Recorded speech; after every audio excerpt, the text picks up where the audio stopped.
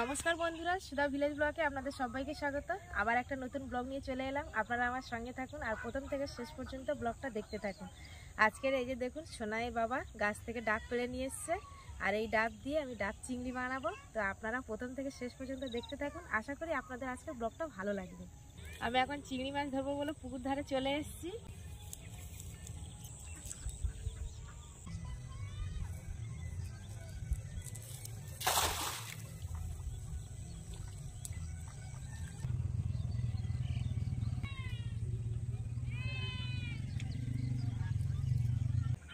চিংড়ি মাছ পড়েছি কি দেখি, বাবা কতগুলো কাঁকড়া পড়েছে দেখি।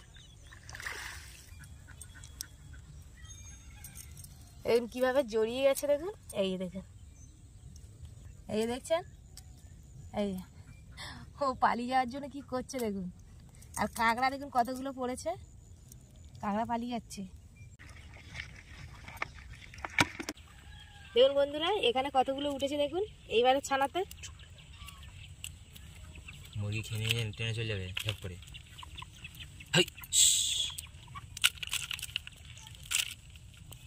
কাঁকড়া প্রচুর উঠেছে সকালবেলা করে।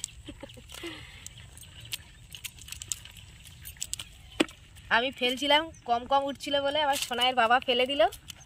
সোনাইয়ের বাবা ফেলতে কতগুলো উঠেছে।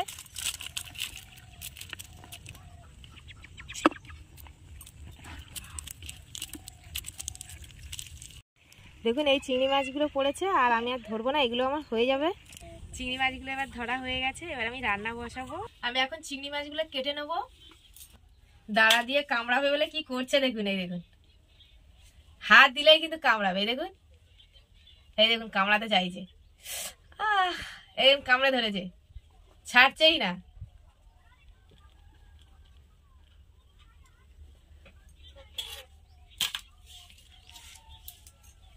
ভালো করে কেটে নেবো।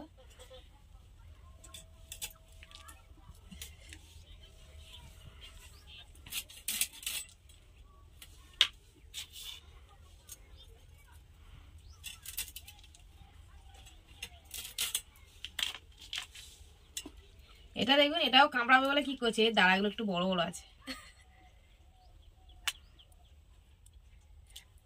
কামড়াবে বলে হা করে আছে দাঁড়াগুলো।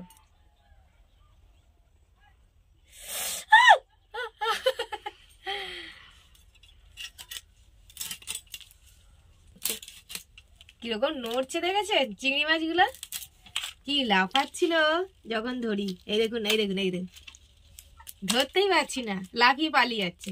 এই দেখুন, এই ছোট ছোট হলে কি হবে, খুব লাফায়।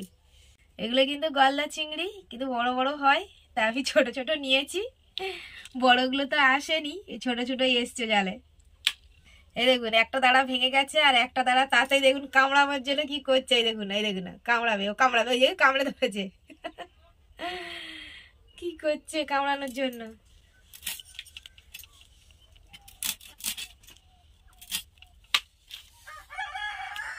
তো আমি সবগুলো এইভাবে কেটে নেব।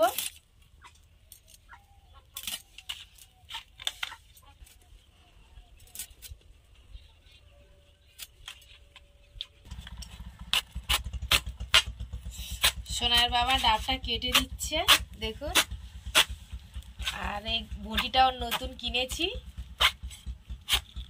ওই বটিটা তো আমার পুরনো বটিটা একটু ঘাটটা বেঁকে গেছে, নড়নড় করে, কিন্তু ধার আছে ভালো। তা আবার সোনার বাবা আমার একটা নতুন আমার বটি এনে দিয়েছে, আর সেই বটিটা দিয়ে এই যে ডাবটা কাটছে।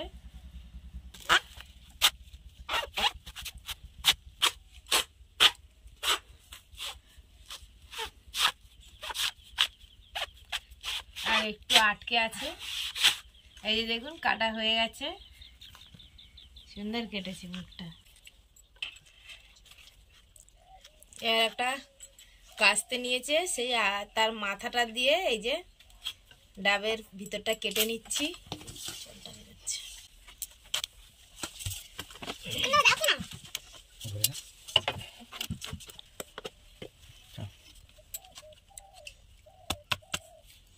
হাতের কাছে কাটারি ছিল না, তার জন্য কাস্তেটা নিয়েছি।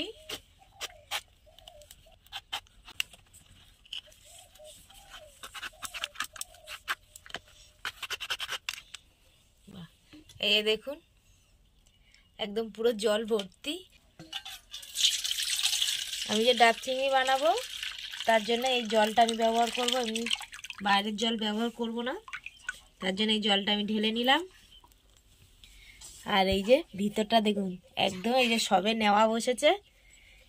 দেখুন এই ভিতরে যে শাঁসটা আছে সেই শাঁসটা বের করে নিচ্ছি। আর এটাও আমি কিন্তু ওই ডাব চিংড়ির মধ্যেই দেব। ডাবটার ভিতরে কিছুটা শাঁস আমি রেখে দেবো আর কিছুটা আমি বের করে নিচ্ছি।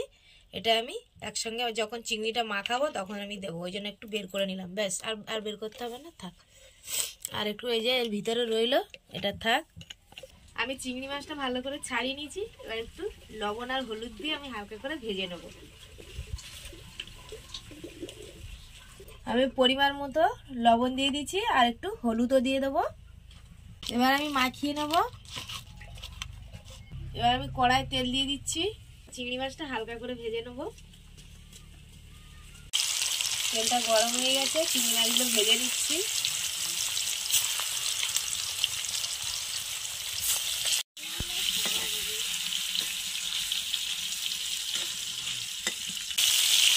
চিংড়ি মাছ বেশি ভাজলে কিন্তু শক্ত হয়ে যায়, তা আমি হালকা করে ভেজে নিয়েছি। এবার তুলে নেব।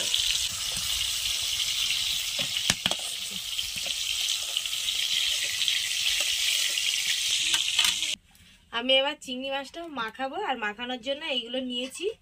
কাজু, পোস্ত আর সরষে বাটা আছে, আদা, পেঁয়াজ আর ওই যে নারকেলের শাঁসটা। আমি এক এক করে সব মশলাগুলো দিয়ে দিচ্ছি। একটু হলুদ দিয়ে দেবো আর একটু লাল লঙ্কা দিয়ে দেবো, একটু লবণ দিয়ে দিলাম আর একটু কাশ্মীরি লঙ্কার গুঁড়ো দিয়ে দিলাম। আমি উপর থেকে একটু কাঁচা সরষের তেল দিয়ে দিলাম। আর সব কিছু ভালো করে আমি মাখিয়ে নিচ্ছি।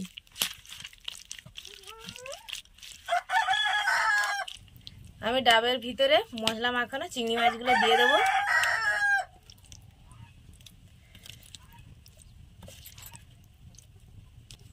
এবার আমি ডাবের ভিতর যে জলটা সেই জলটা দিচ্ছি, আর বাসনে একটু মশলা ছিল সেই মশলা দিয়েও দিয়ে দিলাম।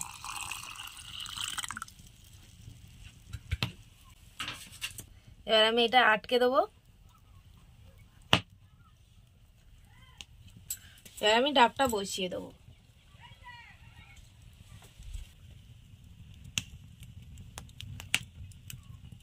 আমি এর মুখটা একটু আটকানোর জন্য আমি একটু ময়দা মেখে নিয়েছি।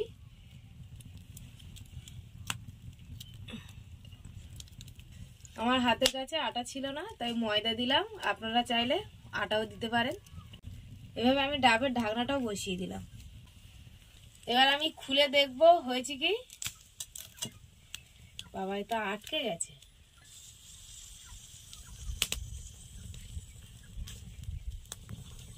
আটাটাও উঠে গেছে, এই দেখুন।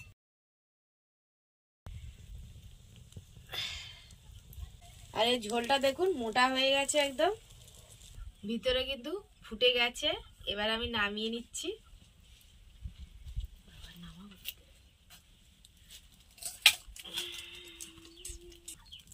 আমার রান্না হয়ে গেছে, আমি খেতে বসেছি। আর লাউ তো কেটেছিলাম, লাউ দিয়ে কাঁকড়া দিয়ে তরকারি হয়েছে, আর ওদিকে ডাব চিংড়ি হয়েছে। তা এখন লাউ দিয়ে কাঁকড়াটা খাচ্ছি।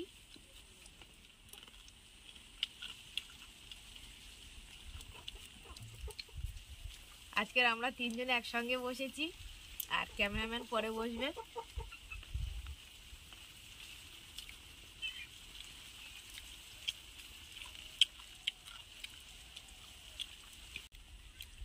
আমি সোনাইয়ের বাবাকে দিচ্ছি, আগে টেস্ট করে দেখবে কেমন হয়েছে। কি সুন্দর গন্ধ বেরাচ্ছে গো। খেয়ে দেখো কেমন হয়েছে। সোনাইকে দেবো? হ্যাঁ, তুই কাঁকড়াটা খাওনি? খাবো এবারে। মাছটা নাও সোনা, খাও, মেখে দিয়েছি।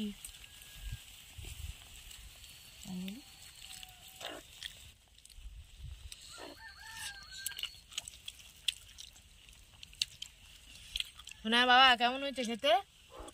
দারুণ, অপূর্ব হয়েছে, অপূর্ব। সত্যি সোনাই কেমন হয়েছে? সোনার মাঝে এত সুন্দর রান্না করে ডাব চিংড়ি ভাবতেই পারি না। দারুণ দারুণ দারুণ। তো বন্ধুরা বন্ধুরা খুব সত্যি- দারুণ হয়েছে। সত্যি বন্ধুরা দারুণ হয়েছে খেতে।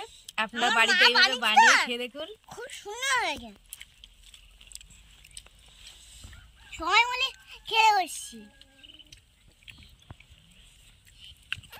সত্যি দারুণ হয়েছে কিন্তু আমি বলছি। দারুণ। সত্যি পুকুরের চিংড়ি মাছটাও খুব অসাধারণ টেস্ট। সোনার বাবা বলছে খুব সুন্দর হয়েছে। তো আজকের ব্লগটা এখানেই শেষ করছি। যদি ব্লগটি ভালো লাগে সাবস্ক্রাইব, লাইক, কমেন্ট, শেয়ার করবেন আর আমার পাশে থেকে আমাকে সাপোর্ট করবেন। আর যারা আমার ফেসবুক পেজে ভিডিওটা দেখছেন তারা পেজটিকে ফলো করবেন।